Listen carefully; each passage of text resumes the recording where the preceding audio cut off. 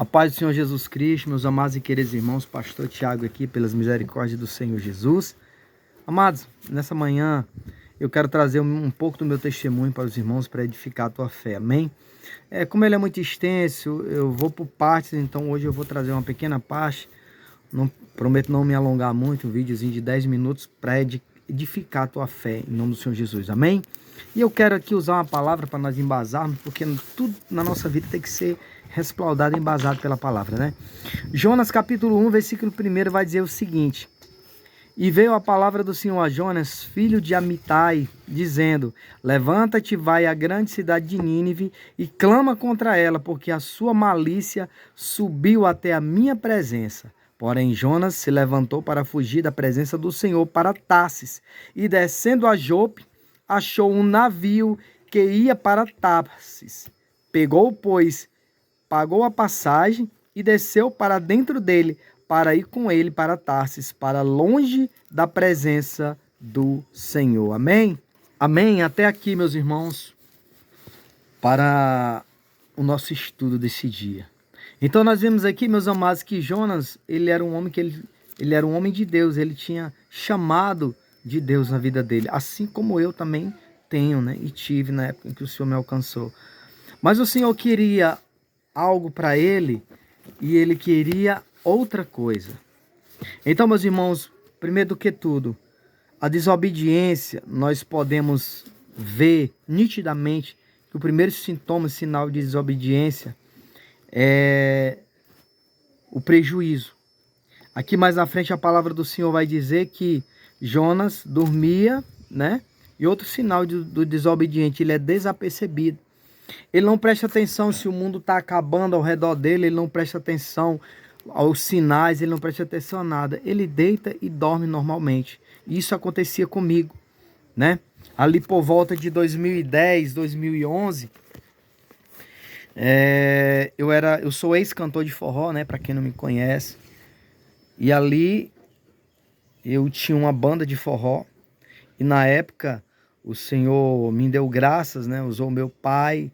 E o meu pai investiu na minha carreira ali, né? Vendeu tudo quanto tinha. E nós compramos ali ônibus, compramos carro, compramos estrutura, iluminação. Então meu pai acabou tudo quanto tinha, né?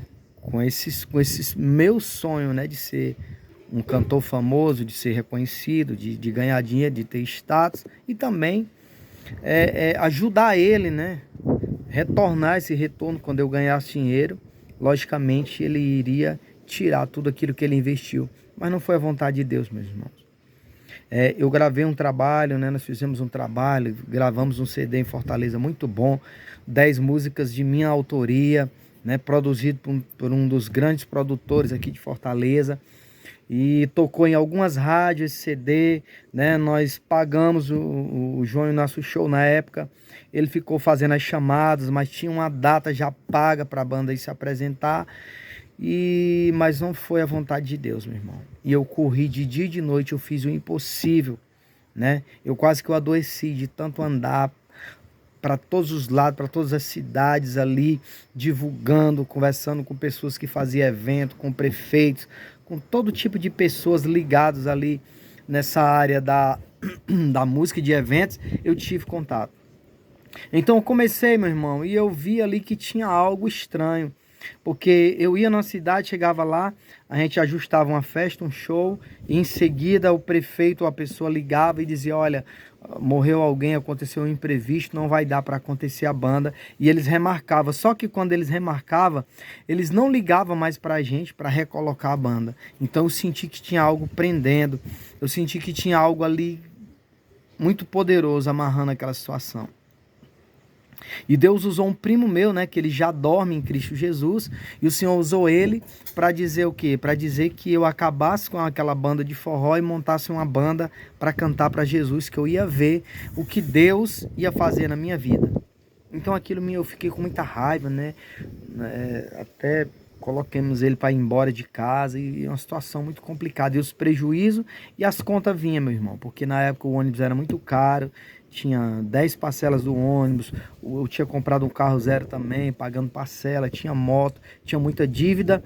E ali para o finalzinho de 2013 para 2014, meus irmãos, eu estava ali daquele jeito, né?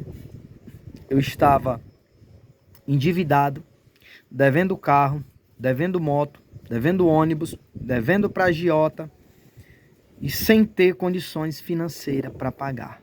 Então, depressão total. E o que aconteceu? Nesse meio termo, um primo meu, né, ele veio de São Paulo.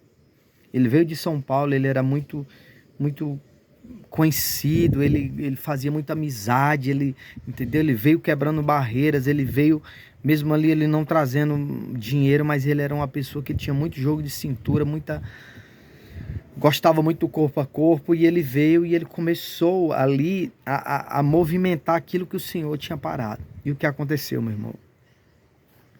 Ele morreu num acidente de moto, no nosso meio. Nós fizemos um show, uma festa, e eu me lembro, foi até no Dia dos Pais de 2012. Nós fizemos essa festa. E no dia seguinte ele saiu de moto e caiu, né, ali. Um dia de domingo à tarde, quando a gente foi achar ele, já foi na segunda de manhã. Ele já estava sem vida. Ele desceu o asfalto, desceu o aterro do asfalto e bateu a cabeça e morreu. Então aí, meu irmão, completou, deu o ápice, né, do sofrimento na minha vida. Então ali também, né, eu tinha acabado de sair de um relacionamento, aquele tipo de mulher, meu irmão, que ela não ama você, ela ama o que você é. Então, na hora que eu falei, olha, eu vou desistir e vou ser crente, então ela disse, então não tem mais relacionamento. Então, 2013, finalzinho de 2013 para 2014, eu resolvi ir para São Paulo, né, arrasado. Eu e o meu irmão, eu ia chorando direto dentro do ônibus. Eu fui daqui até São Paulo sem dinheiro, né, naquela situação mesmo ali, com a vida arrebentada, depressão, desejo de suicídio, tudo que você imaginar ali passava pela minha cabeça. Eu fui arrasado. E quando eu cheguei lá, aí veja bem, você que é músico, você que é cantor, você que é conhecido, você que tem muitos amigos, você que, né, tem ali um certo patamar. Então agora eu fui trabalhar numa padaria, né? Fui trabalhar na padaria, fui limpar chão, eu fui atender no balcão, eu fui entregar pão, 2 sacos de pão de madrugada ali. Então eu ia chorando, meu irmão, um momento muito difícil para mim. O Senhor mesmo assim, ele me quebrou mesmo assim de uma forma que você não imagina. E tudo por quê? Assim que nem Jonas, o Senhor queria que eu fosse para Nínive e eu estava com meu coração em Tarsis.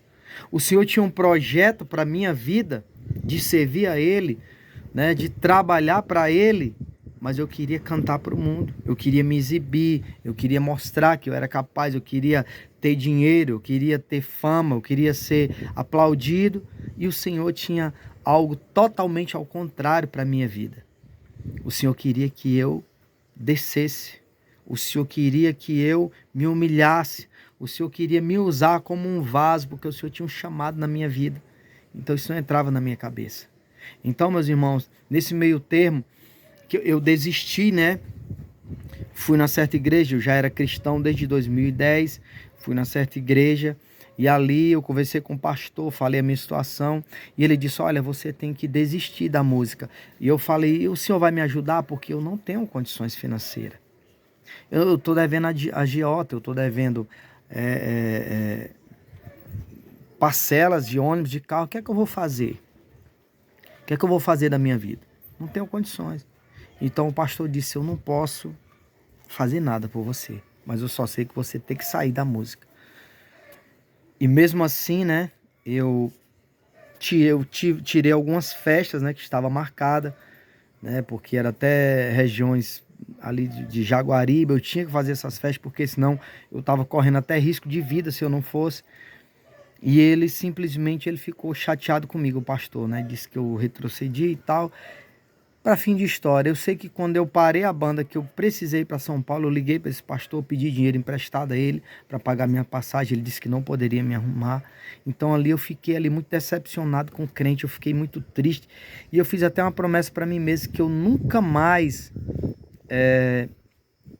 eu colocaria meus pés numa igreja evangélica, né? Que eu tinha me decepcionado muito. Mas mesmo assim eu continuei, meus irmãos. Mesmo assim eu continuei. É por isso que hoje eu sou uma pessoa assim que eu não desisto de ninguém, né? Tem ovelhas, entre aspas, trabalhosas que vêm e voltam e se desvia e volta e fica naquele negócio. Eu tenho muita paciência porque Tiago, eu passei 10 anos para ser o que eu sou hoje, para a honra e para a glória do nosso Senhor Jesus Cristo. 10 anos, meus irmãos. 10 anos nesse negócio. Vai e vem, um pé na igreja, outro no mundo, então eu passei 10 anos. Né? Então não teve um pastor que tivesse paciência comigo, porque eu saía de um, ia para outro, aquele ali também passava um tempo, depois abandonava. Então foram muitos homens de Deus, né? Mas para a honra e para a glória do Senhor Jesus, quando ele tem uma promessa na minha e na tua vida, ele cumpre, meu amado. O Senhor, ele cumpre essa promessa. Em nome de Jesus, o Senhor cumpre essa promessa. E ele não deixa aquele que ele escolheu confundido. Amém?